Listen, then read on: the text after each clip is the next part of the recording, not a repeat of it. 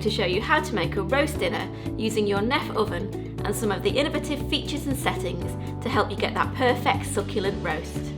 We'll start by preheating the oven to Circo Roast 170 degrees. Now we need to prepare the roast joint. Today I'm making a roast pork dinner and we've got a lovely tenderloin of pork with a nice thick rind for crackling. All we need to do to prepare this joint of meat is to score the skin and rub on plenty of salt. Now that goes into the oven. Insert the meat probe into the thickest part of the joint.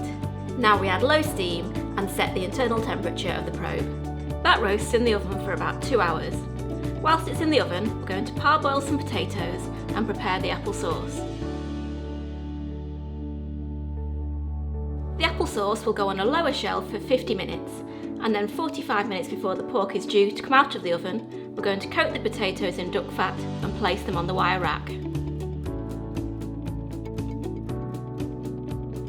When the pork is cooked, the oven will let you know that the internal temperature is correct.